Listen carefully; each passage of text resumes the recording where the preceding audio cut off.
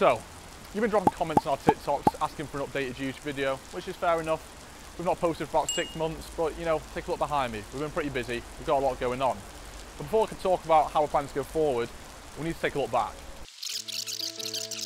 2 years ago, we posted our first YouTube video with the idea of giving you a lot of understanding of how we achieved our early success. Hello and welcome to the Joseph James Furniture Outlet YouTube channel. Many customers and others have been interested in how we started here at Joseph James. But more importantly, we want to begin a journey of documenting our growth over the next few years by giving you a look behind the scenes of the good, the bad, and even the ugly. It started with the exciting opening of our first proper retail showroom in Stretford. In typical Manchester fashion, we had to deal with the elements. We had a big leak in our Stretford showroom that caused damage to a lot of stock. We had to figure out how we would repair it. We spent a lot of time and effort converting an old shipping container into a food truck to capitalise on the Manchester United matchday foot traffic. James visited China to check out some machinery so that we could start selling our one-off branded mattresses in true outlet fashion by putting them on display in our showroom and allowing people to take them away straight away. But most importantly, growth is always on our minds. So we were looking and hunting for our second showroom so we can increase our revenue by having 2 physical shops. And in December 2023, we finally got there, we signed on the dotted line, and we knew we were going back to where it all started and opening our second showroom in Stockport. We had an opening date set of February the 3rd for this new Stockport showroom, and with this new chapter on the horizon for us, it did mean we had to close another chapter in our book. We had to leave behind a 10,000 square foot Altrincham warehouse that we'd called home for over 2 years. We had to move a full 10,000 square foot warehouse in just 1 day.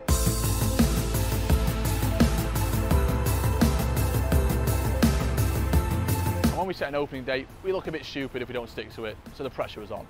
When you're looking at 90,000 square feet of empty space, it can be a bit overwhelming, knowing you've got 30 days to refurbish the place, get it in a condition that you can open it to customers. We had electrical work to do, we had walls to knock down, we had walls to put up, we had to fill the whole showroom with stock, we had to build new mattress racks for the showroom, we had to put our counter into place, our tech, our IT, to clear out and sell all the fixtures that Debenhams had left behind. We needed the money generated from selling those to help fuel a lot of the refurb we were doing. We also had the big task of the outdoor signage. This was a big job that we weren't going to do ourselves. We contracted in someone to do the big illuminated signage, but some of the smaller parts we were still doing ourselves. We had jet washing to do to clean up the building. It's been derelict for years and years, so we had to do something to make it a bit cleaner now that we were taking it over.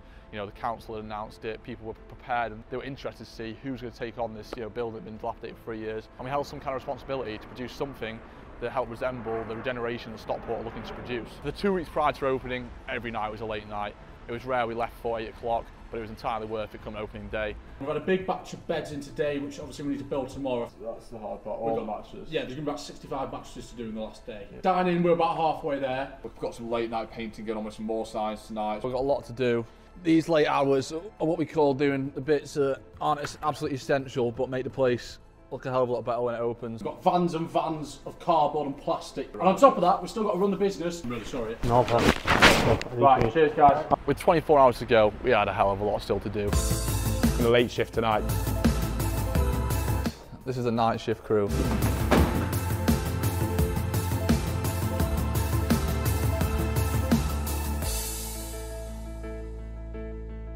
Been 6 months since the last video. Give us a quick update of where we are now. Yep, going well. So obviously we're in the Stretford store here today. Not too much has changed here. Been very much still the same as 5 to 6 months ago. Obviously Stockport is pushing on a little bit now, so we've been open about 3 or 4 months. Still got a little bit of work to do there. We need to make the place look a lot more aesthetically pleasing inside. So I think Joe's working on that at the moment, trying to figure out how to make it look a little bit better when customers come in. But sales have been pretty good in Stockport, been busy, and we're starting to make it work between the warehouse and both sites as well. Stockport being so big, we do have a lot of issues. Whenever there's a problem, every problem there seems to be 100 times bigger, but so far we've been able to manage all of it. So yeah, fairly happy. I think the outside still needs a little bit of work. Yeah, well, I'd say it needs quite a lot of work, but the work outside's a bit simpler, like it's basically painting, improve the signage a bit, clean up some of the windows, but the inside works a bit, like, we want to make the inside look a lot more like here, basically. When you walk in here, it feels a lot more like a showroom. It's a much nicer selling environment, whereas you walk into Debenhams, it feels like we've just taken over a Debenhams building. Yeah. The floors are still obviously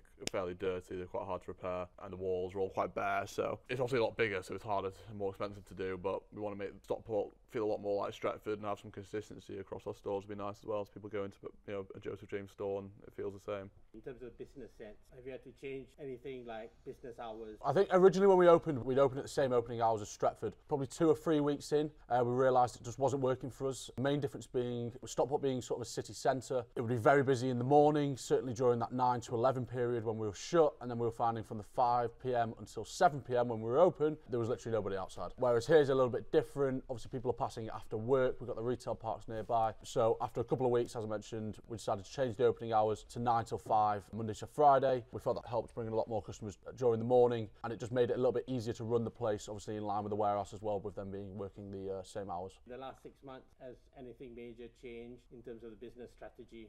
Business-wise, I think we had a few more plans to probably open a few more stores this year. I think with Stockport being so big and obviously taking probably a lot longer to get it ready as to where we want it, has put a little bit on a delay on future stores opening. Obviously, we are still trying to progress and we're looking, and we do want to open a 3rd store this year. I think we made one big assumption that what we do in Stretford will be replicated in Stockport, and so basically double what we're doing, which hasn't worked out the same. But so that's why we do want with the 3rd showroom to be completely outside of Greater Manchester, so we've got no crossover of customers, just a completely fresh customer base. We wanted a 3rd location that was outside of Greater Manchester, so but also not too far away that it would be logistically too hard of a next step. So we look at anything within 50 miles really. So we looked at things up towards the Leeds way, out towards Liverpool, out towards Sheffield, and down towards Stoke. Stoke fit the criteria in terms of distance. It's a decently populated city, bit of a customer base down here as well. We have a lot of sales down to ST postcodes, and we know it because the vans come down here a lot delivering. So we thought introducing new product categories like dining, beds, mattresses would dramatically increase revenue by having different offerings, but we've seen that when we actually did just sofas, we've had some better months than we've had now that we do 4 product categories. So it's not just about the different stock you offer, it's about how you market it as well. Like if we had sofas that were really popular at a discounted price, they were selling better than some dining tables we've got that potentially aren't as popular. So just the fact of having more product categories doesn't necessarily mean revenue's going to increase. We've got to make sure we're marketing all of them really well. There's other things we want to introduce, but we've got to make sure we hammer down on those before we do go any further with that. Not forget our focus on the right sofas at the right prices. What's the strategy now in terms of short and long term, and strategy to promote and grow Joseph James? From a marketing perspective, we've actually seen, one of the big things we've seen recently is the introduction of eBay. It's actually having quite a positive effect on in-store and online sales. eBay does really well on SEO. Like if you search for a really popular DFS sofa, eBay works really well SEO-wise, and it'll pop up right at the top, which then obviously introduces us. We're looking for new stores, new online channels. That's the plan. But on the main thing though is getting the right products.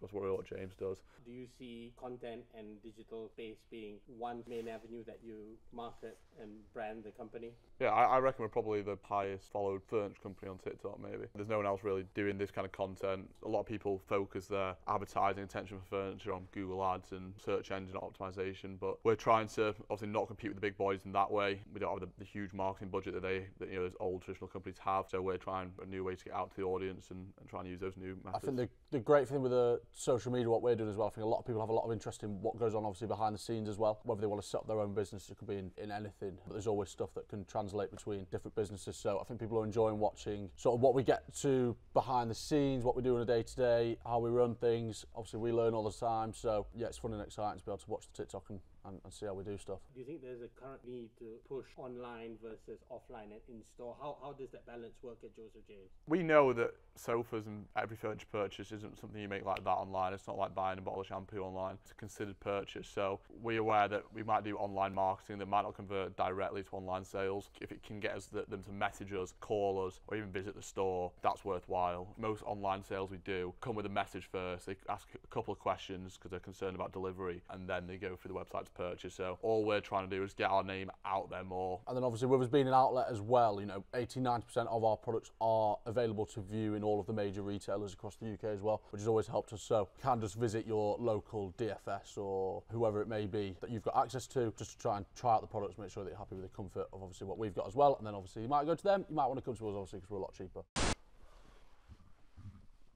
I hope you enjoyed this video. We're going to try and bring you more YouTube content in the future, but if you do want a daily fix of Joseph James content, then head over to our TikTok channel. We post there most weekdays. Of course, if you want to buy anything from us, you can visit either our Stockport or Stretford showrooms. We're open 7 days a week, but if you want to see James and I, we're probably going to be there on the weekend. You can also shop on the website if you're further afield outside of Manchester. And we always like to hear what you thought about our YouTube video, so do leave a comment down below to let us know what you want to see and how quickly you want to see it. Visit on our... And facilitate. Last post on YouTube. Mattress rank. That's such a mouthful. Facilitating our